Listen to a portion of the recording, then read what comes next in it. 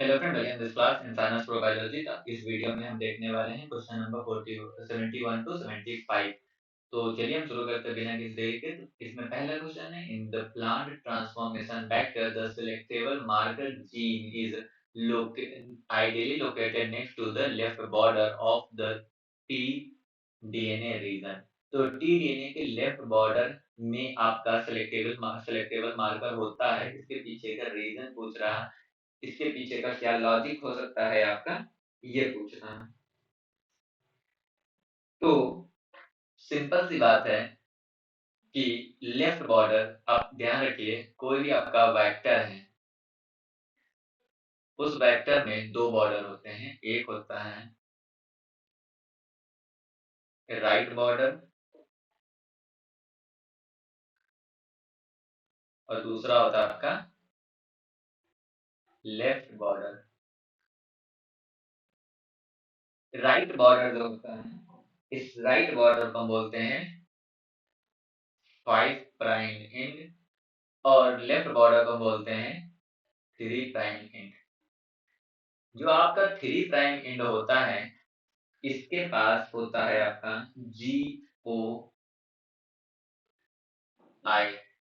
जिसको full form है gene of interest. क्या है आपका? जीन ऑफ इंटरेस्ट मीन्स वो जीन जिसको ले जाना है। थर्ड चीज, 3 प्राइम एंड के पास या लेफ्ट बॉर्डर के पास ही आपका सिलेक्टेबल मार्कर है। क्यों? क्योंकि हमें ये पता करना है कि जीन ऑफ इंटरेस्ट गया या नहीं। तो जब हम जीन ऑफ इंटरेस्ट और सिलेक्टेबल मार्कर को पास-पास रखेंगे, तो हमें ये पता चल जाएगा सिलेक्टेबल मार्कर के पोजीशन से, सिलेक्टेबल मार्कर के क्वांटिफिकेशन से, कि हमारा जीन ऑफ इंटरेस्ट जिस जीन को हम भेजना चाहते हैं वो जा सकता है या नहीं। दूसरा, जब भी हम वेक्टर को ट्रांसफर करते हैं, तो सबसे पहले जो वेक्टर का जो पार्ट अंदर की तरफ जाता है या इंटर करता है, वो होता है आपका 5 प्राइम एंड। मतलब क्या है कि पहले 5 प्राइम एंड जाएगा और लास्ट में आपका जाएगा कौन सा? 3 प्राइम एंड। क्योंकि अगर ये आपका वेक्टर है, तो ये 5 प्राइम एंड पहले और 3 प्राइम एंड लास्ट में जाता है। फॉर एग्जांपल, मैंने अगर ये वेक्टर बनाया 5 prime and 3 prime and, 3 prime and के पास आपका क्या होता है? जीन ऑफ इंटरेस्ट होता है, और यहीं पे आपका सिलेक्टेबल मार्कर होता है। तो सिलेक्टेबल मार्कर से हमें कंफर्म हो जाता है कि जो हमारा जीओआई है वो गया है या नहीं। दूसरा, ये हमें इतना पास रखने की ज़रूरत क्या है, या इतना पास क्यों रखना चाहिए? उसके पीछे रीज़न है कि जैसे ही हमारा मार्कर जो है, या जैसे ही वेक्टर हमारा प्लांट के अंदर जाएगा, प्लांट के अंदर जैसे ही हमारा सिलेक्टेबल मार्कर जाएगा, वैसे ही 3 प्राइम एंड पे न्यूक्लियोटाइड न्यूक्लियोटाइड का डिग्रेडेशन होना शुरू होता है। न्यूक्लियोटाइड या न्यूक्लियोलाइट डिग्रेडेशन, न्यूक्लियोटाइड डिग्रेडेशन होता है। तो अगर न्यूक्लियोटाइड डिग्रेडेशन होगा, तो हमारा जीओआई हो सकता है डिग्रेड हो जाए। अगर जीओआई डिग्रेड हो जाएगा, तो हमारा काम, जो पर्पस है, वो फुलफिल नहीं होगा। इसलिए हम क्या करते हैं, जीओआई और सिलेक्टेबल मार्कर को एक ही तरफ पास-पास रखते हैं। सिलेक्टेबल मार्कर से हमें पता चल जाता है कि हमारा जीओआई बचा हुआ है या नहीं बचा है। मतलब क्या है कि next to the left border हम क्यों रखते हैं? क्योंकि हमें ये पता करना होता है कि वो कंप्लीट ट्रांसफर टी-डीएनए का हुआ है या नहीं। दूसरा, इनका फर्स्ट करेंगे तो वहाँ पे है left border of T-DNA inter last, that is correct. Left border last होता है, तो ए और सी आपका करेक्ट आंसर है। यहाँ पे इन्होंने लास्ट दे रखा है, बल्कि लास्ट नहीं, फर्स्ट होता है। राइट बॉर्डर पहले जाता है, लेफ्ट बॉर्डर बाद में जाता है।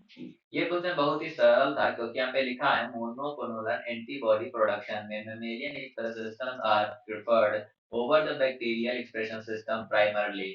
सबसे पहले अगर आप देखोगे तो आपको ये इसमें पता लगाना है कि मेमेलियन सिस्टम और बैक्टीरियल सिस्टम में मेन डिफरेंस क्या है? तो याद रखना कि बैक्टीरियल सिस्टम, मेमेलियन सिस्टम में मेन डिफरेंस ये है कि मेमेलियन सिस्टम जो है आपका पोस्ट ट्रांसक्रिप्शनल मॉडिफिकेशन देता है बट बैक्टीरियल सिस्टम नहीं देता है। यहाँ पे लिखा मेमेलियन सिस्टम में बेटर प्रोडक्टिविटी, नहीं प्रोडक्टिविटी हमें बैक्टीरियल सिस्टम भी दे सकता है, ये हम डेफिनिटली नहीं कह सकते। Mammalian culture produce the extracellular product simplifying the purifying steps. तो अगर एक्स्ट्रा सेलुलर प्रोडक्ट बना रहा है तो हमें प्यूरिफाइंग स्टेप सिंपलीफाई ना होके मतलब और डिफिकल्ट हो जाए। Mammalian gene can only be expressed in the mammalian system, that is not true. True is that the mammalian system provides the necessary post-transcriptional modification. ये आपका mammalian system provide करता है post-transcriptional modification. Due to this reason, that is the correct answer for this question. कि mammalian system prefer करी जाती है bacterial system के compare में because they provide necessary post-transcriptional modifications. The next question is, one of the molecular process utilize 2' 3' deoxyribonucleotide triphosphate. इसको समझने की कोशिश करो। यहाँ पे जो आपका पेंटोज सुगर सुगर होता है in case of the DNA, यहाँ पे आपका किस पॉइंट पे फर्स्ट पोजीशन पे first prime, second prime, third prime, fourth prime और दैट इज 5। सेकेंड पोजीशन पे नाइट्रोजिनस, तो सेकेंड होता है, फर्स्ट पोजीशन पे नाइट्रोजिनस बेस होता है। In case of DNA, DNA का फुल होता है 2 prime D 2 prime deoxy ribonucleotide nucleoside triphosphate. अगर हम यहाँ पे बात करें तो ये होता है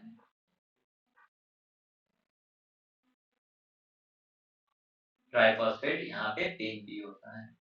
तो ये होता है आपका डीएनए का, और यहाँ पे 3 प्राइम पे ओएच होता है। ये 3 प्राइम पे ओएच जो है ये हमारा ग्रोइंग चेन के लिए, मतलब 3 प्राइम पे दूसरा जो अपकमिंग न्यूक्लियोटाइड है न्यूक्लियोटाइड है वो जाके ऐड होता है, 3 प्राइम पे ग्रो होता चला जाता है। ये नॉर्मल कंडीशन में होता है, पर कुछ कंडीशंस में क्या होता है कि हम इस एच को भी यहाँ से भी, ये जो आपका एच है, सॉरी यहाँ पे एच होना चाहिए, यहाँ पे क्या करते हैं कुछ कंडीशंस में इस ओ को, जो कि थर्ड प्राइम ओ है, उसको भी हम रिमूव कर देते हैं। अगर हम इस ओ को रिमूव कर देंगे तो कुछ स्ट्रक्चर इस तरह से ये बनेगा।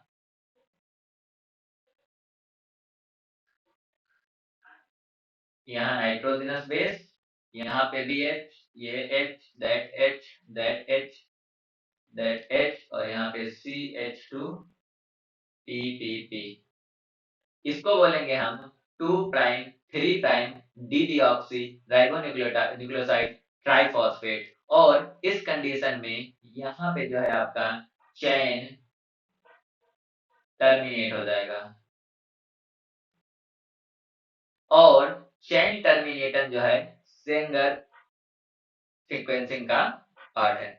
सेंगर चेन टर्मिनेशन सीक्वेंसिंग, ये मतलब आपका डीएनए सीक्वेंसिंग का पार्ट है। डीएनए सीक्वेंसिंग में हम 2 2 prime 3 prime di deoxy ribonucleoside triphosphate use करते हैं।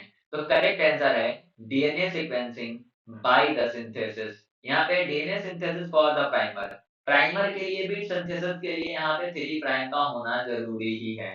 ओकाजाकी फ्रेगमेंट के लिए भी 3 प्राइम का होना जरूरी है, 3 प्राइम पे ओएच का होना जरूरी है।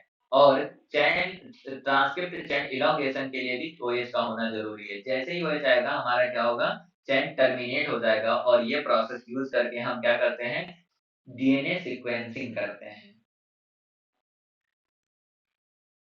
यहाँ पे है 15 to 30% of the collagen residues are 4' 4-hydroxyproline residues.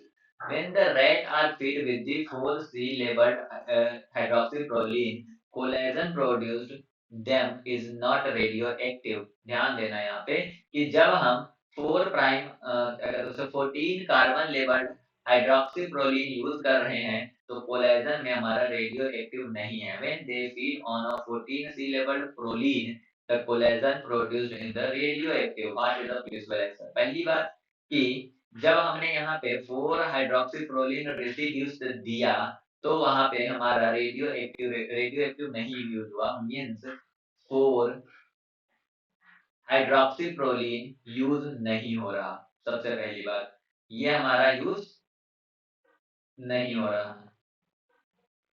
तो हाइड्रोक्सीप्रोलीन 4 हाइड्रोक्सीप्रोलीन बन कहाँ से रहा है? क्योंकि यहाँ पे जब हमने प्रोलीन का यूज़ करा था, 14 कार्बन प्रोलीन यूज़ किया, then we found the radioactivity कहाँ पे मिला मुझे? हाइड्रोक्सीप्रोलीन में। तो डेफिनेटली कहीं न कहीं पे प्रोलीन जो है, प्रोलीन आर कन्वर्टेड इंटू दी हाइड्रोक्सीप्रोलीन ना। तो प्रोलीन से हाइड्रोक्सीप्रोलीन जो होता है, वो कैसे ऐड होता है? तो हाइड्रोक्सीप्रोलीन की जो स्ट्रक्चर है, वो होती है प्रोलीन मॉलिक्यूल में ओएच जो है वो जुड़ जाता है। तो ये जो प्रोसेस है, इस प्रोसेस को बोलते हैं हम हाइड्रॉक्सिलेशन। हाइड्रॉक्सिलेशन। और ये हाइड्रॉक्सिलेशन तब होता है जब प्रोलीन रेसिड्यूज जो है वो इनकॉर्पोरेट हो चुका होता है। क्योंकि अगर इनकॉर्पोरेशन से पहले ही होता तो आपका यहाँ पे प्रोलीन जो है वो मतलब यहाँ पे हाइड्रॉक्सी प्रोलीन हम यूज करते ये लेवल दिखाता। ये नहीं दिखा रहा means 4 hydroxy fluorine residues direct नहीं लिया जा रहा। अगर ये नहीं लिया जा रहा तो यह एसेंशियल नहीं है। फिर हाइड्रोक्सीप्रोलीन टू फॉर्म द रेड, ये भी ऐसा भी नहीं है। और level degraded in the red, that is also not true. The true is proline residues are hydroxylated once they are incorporated into the collagen in red. Collagen बनने में जब प्रोलीन इनकॉर्पोरेट हो जाता है तो हाइड्रोक्सिलेशन होता है, जिस कारण से हमें जो कार्बन लेबल्ड प्रोलीन था उसके कारण रेडियोएक्टिविटी दिखाई गई थी, ना कि हाइड्रोक्सी प्रोलीन के कारण। ये क्वेश्चन बहुत ही सरल है क्योंकि इसको मैंने जो वीडियो थी उसमें मैंने इसको डिस्कस कर रखा है। तो अगर आप नहीं देखे हैं तो आप जाके वहां पे देख सकते हैं। इसका आंसर है लेन LALIGM. That is not used for the progressive alignment, progressive global multiple sequence alignment. ये क्वेश्चंस बहुत ही फ्रिक्वेंटली पूछे जा रहे हैं बायोइन्फॉर्मेटिक्स में। मोर देन 45 नंबर के क्वेश्चन हर सेमेस्टर पूछे जा रहे हैं, तो हर एग्जाम में पूछे जा रहे हैं। तो I will suggest you go and check out that video, जो कि इसी चैनल पे पड़ा हुआ है आपका। इसी चैनल पे वो वीडियो पड़ा हुआ है और उस वीडियो में मैंने पॉइंटर्स दे रखे हैं। पॉइंट में मैंने आपको क्वेश्चन दे रखे हैं, तो आप वहाँ पे जाकर उस वीडियोस को देखिए। पीडीएफ को डाउनलोड कर लो। पेपर से पहले ना उसको 6 से 7 बार पढ़ डालो। बायोइन्फॉर्मेटिक्स का कोई भी क्वेश्चन जो है तुम्हारा गलत नहीं होगा। Definitely you will gain more knowledge about that videos. सुनना भी, सिर्फ पीडीएफ डाउनलोड करने से खुद पढ़ोगे तो हो सकता है कि कुछ कंफ्यूजन हो, तो वीडियो को सुन भी लो। लगभग 10-20 मिनट के हैं, 10-15 मिनट के मैक्सिमम वीडियोस हैं। Thank you for watching this video.